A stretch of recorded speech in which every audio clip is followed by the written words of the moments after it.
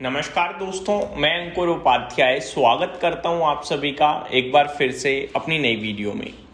दोस्तों, वेदांता के शेयर कल लिस्ट हो चुके हैं और लिस्टिंग के बाद कहीं पे ऊपर कहीं पे नीचे जाते हुए दिख रहे हैं। जैसे कि वेदांता आयरन एंड स्टील में 5% का अपर सर्किट है, तो वेदांता एल्यूमिनियम में 5% का लोअर सर्किट है। वहीं वेदांता ऑयल और गैस में भी 5% का लोअर सर्किट है, तो वेदांता पावर में 1% की तेजी है। वेदांता लिमिटेड 1% नीचे है। देखो, कल मैंने आप सभी के साथ इसी समय वीडियो शेयर करी थी, जब मैंने आप सभी के साथ शेयर किया कि डी मर्जर ने एक्चुअली में वैल्यू अनलॉक करी। 122 रुपए प्रति शेयर गेन था अगर मैं रिकॉर्ड डेट और कल लिस्टिंग की बात करूं तो, बट वो अनरियलाइज्ड था। अगर आप रियलाइजेशन की बात करें तो प्रॉफिट बुक हो ही नहीं सकता था कल, क्योंकि लोअर सर्किट पे थे मैक्सिमम स्टॉक्स, और जब लोअर सर्किट पे होते हैं तो हम बेच नहीं पाते। अब आज के सेशन में मैं आपके साथ शेयर करना चाहूं तो जो सबसे बड़ा स्टॉक है वेदांता एल्यूमिनियम, वो 5% नीचे है, और उसकी वजह से जो इनकी डीमर्जर की 122 रुपए की गेन थी टोटल, वो एक साथ अगर आप नोटिस करें तो 25 रुपए घट गई है। ठीक है, 25 रुपए। हाँ, तो अब वो 122 25 और घटा तो 97 का गेन रह गया। लेकिन वहीं दूसरी तरफ जो 5% ऊपर है वो 1 रुपए ही ऊपर है।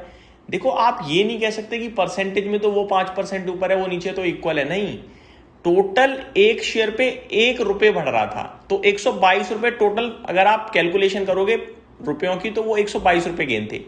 अब 122 में से अगर आप देखो तो आज 24 और 25 रुपए वेदांता एल्यूमिनियम के कम हो गए, वेदांता ऑयल और गैस के 2 रुपए कम हो गए, यानी 27 रुपए टोटल लेस हुए हैं, जिसमें वेदांता आयरन स्टील का 1 रुपए ऊपर है और पावर का आधा रुपए ऊपर है, यानी 1.5 रुपए। तो मैं अगर 27 में से 1.5 रुपए हटा भी दूं तो भी 25.5 रुपए आज कम ही हुए हैं। साथ ही साथ वेदांता लिमिटेड ने 3.5 रुपए कम कर दिए, यानी टोटल करीब करीब ये आपके 29 रुपए का आज गेन कम हो चुका है डीमर्जर और रिकॉर्ड डेट के चलते। तो अब आपका जो नेट रियलाइजेशन आज की डेट में आ रहा है वो आ रहा है करीब 92 रुपीज का। 92 रुपीज भी कम नहीं होते, 778 रुपए का भाव था। 92 रुपीज 778 के हिसाब से 12-14% हो गया, तो अभी भी इतना गेन चल रहा है। और अब आज आप बुक कहां कहां कर सकते हो? कुछ ज्यादा नहीं कर सकते, वेदांता आयरन में और वेदांता पावर में, क्योंकि वेदांता एल्यूमिनियम तो लोअर सर्किट पे है और ऑयल एंड गैस भी लोअर सर्किट पे है।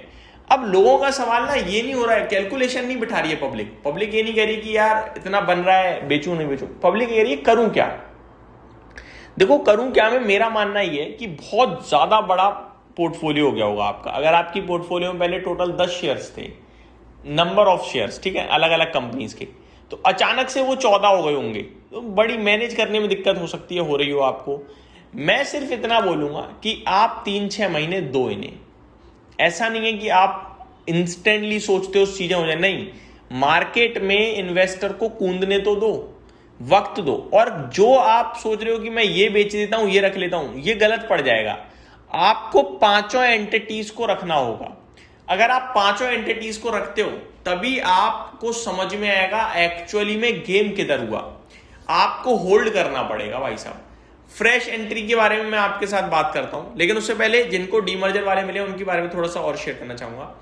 आप किसी एक के ऊपर ट्रस्ट या किसी एक को बेकार नहीं बता सकते, इसलिए आपको पांचों कंपनीज होल्ड करनी पड़ेंगी मिनिमम, कम से कम 3 महीने। एक क्वार्टर के नंबर्स देख लो सारी कंपनीज के, समझ में आएगा। और अच्छा आपको लग रहा है यार वेदांता एल्यूमिनियम सबसे अच्छा था और ये तो लगातार 2 दिन सर्किट लगा दिया नीचे का, बेकार कंपनी है। नहीं, वेदांता एल्यूमिनियम इस समय वेदांता ग्रुप की सबसे दिग्गज कंपनी है, और आज पूरा एल्यूमिनियम क्षेत्र नीचे है। ऐसा तो नहीं है वेदांता एल्यूमिनियम ही नीचे है, केवल हिंडाल्को भी नीचे है आपका आज। दूसरी बात, मेटल क्षेत्र नीचे, आज टॉप लूजर है मेटल क्षेत्र आज का। एक बार मेटल क्षेत्र को ऊपर आने दो, मेटल कंपनीज को ऊपर आने दो, वेदांता के जो स्टॉक्स हैं इनको टाइम दो, तभी समझ में आएगा एक्चुअल करना क्या है ना। अब फ्रेश की बात करते हैं। फ्रेश को लेकर मेरा मानना यह है, आप किसी पे भी ध्यान मत दो। वेदांता लिमिटेड जो पुरानी कंपनी है, जिसका भाव 306 रुपए पे ट्रेड कर रहा है, आई थिंक 298 है आज, 306 से घटकर 298 रह गया है।